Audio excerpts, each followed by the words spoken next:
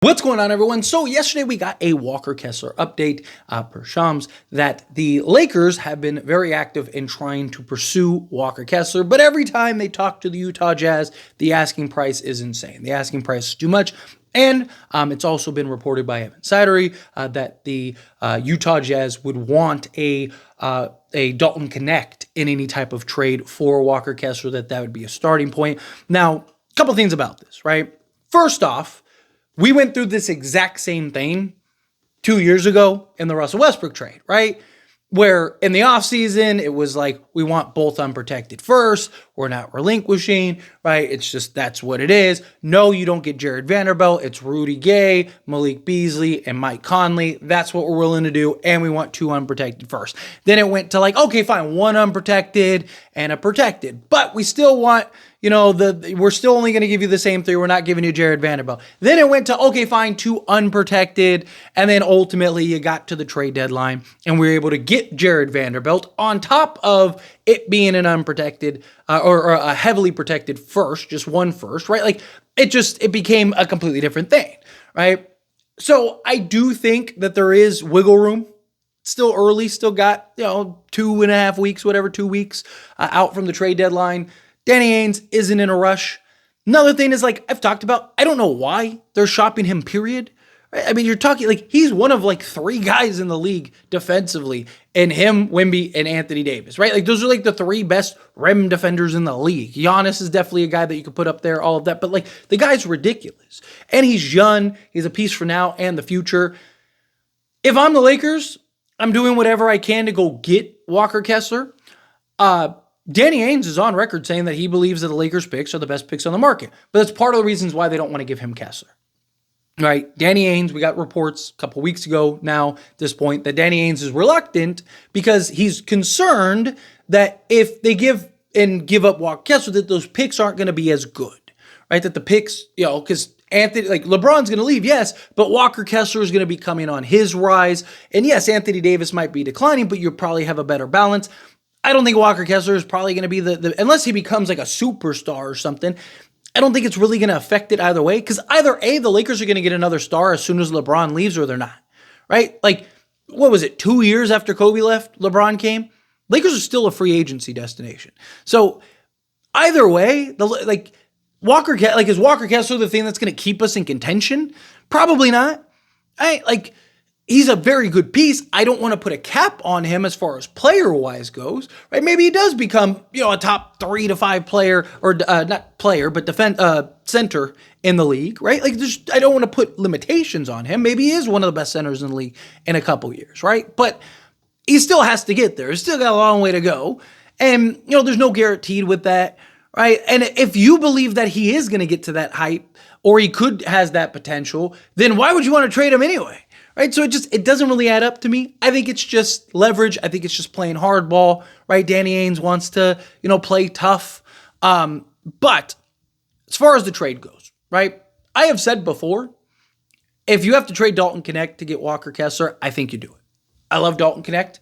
I think he has a ton of potential, a ton of upside. Still, Walker Kessler's younger, and it's harder to get a guy like Walker Kessler than it is a guy like Dalton Knecht. Right? And I'm not talking about a center versus, a shooter or anything. I'm talking about the type of center that he is. He is elite, literally elite defensively and rim protection wise. Him and Wemby are literally head and shoulders above everybody else this season. And he's also younger than Dalton Knecht. Your hope and prayers are that you can draft a guy anywhere close to Walker Kessler. I think it would be easier to find somebody that you'd be looking to give you the production that Dalton Knecht is giving over a guy like Walker Kessler. The Lakers might already have a guy like that in Quincy Olivari, right? Like if you now I don't think Dalton Knecht is just a shooter. I think he's a guy that can, do multiple things on the basketball court. I think as he progresses, grows, and, develops, I definitely think he's a guy that could do more out there on the basketball court. But Quincy is probably a guy that could probably end up doing more out there on the basketball court, right? Like, yes, he's not as big as Walker Kessler, but as far as like the off-ball shooter, guy that can handle the ball, do all those, like, I think Quincy could potentially be that, right? Like, I think if Quincy was on the main roster, I think he'd be giving you similar production to what Dalton Knecht's giving you this season. I think he'd be a roller coaster too this year. I think he'd have his good games and his bad games and his in-between games. But I think we both all would be looking at it as like, oh man, we got these two guys, for now and the future. Well, if you can go get a Walker Kessler and Quincy does be that shooter and be that guy off the bench for you, or maybe potentially move into the starting role, why wouldn't you do that? I wouldn't do Dalton Knecht +2 first and remove protect. I wouldn't do anything crazy like that. But if you told me, and I would still try to get Colin Sexton in the deal, if you could get Colin Sexton and Walker Kessler for, say, Gabe Vincent, Jared Vanderbilt, Dalton Knecht, plus a first, and then remove protections, I would do that. Because then you'd still have Rui's contract, you'd still have Jalen Hood-Schifino's, and you'd still have Christian Wood, plus you'd have other contracts too. But you essentially have another 23 to 25 million that you could get to. You could throw in a Hayes somehow, and you could go get another move, right? You go get a Bruce Brown still if you wanted to, or go get another like 3-and-D wing guy, right? Like you could still, or you could do pieces moves, right? Like you could still go get, like say you brought in a Sexton and Kessler, you could still go get a Josh Green and a Cody Martin, right? Or could you go get an Io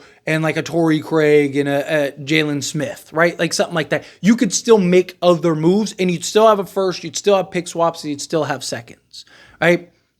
And I think it would be worth it because, again, not only are you getting a center that solves and helps so many of the Lakers' needs right now, rebounding, defense, all of that.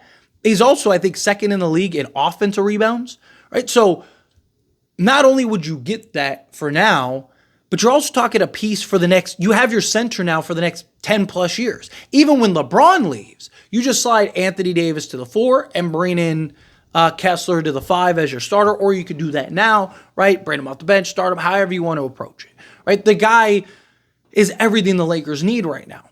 If you can get a Colin Sexton in the deal as well, I don't hate it. I'm not against a John Collins either, especially if you end up trading a Rui at some point. You can have Collins kind of be a guy off the bench, especially if you trade Rui and like a Christian Wood, because Christian Wood's salary, the 3 and some change, could really be the difference between you getting a guy or two. Wouldn't hate that, but ideally I'd try to get another piece on top of a Walker Kessler. However, if it was just Walker Kessler, like if it was just, Dalton Knecht, removing protections and like a heavy protected first, right? I would do that. Or if you want to keep protections on the 2027 pick and, maybe like, I think I would still look at to maybe make that move.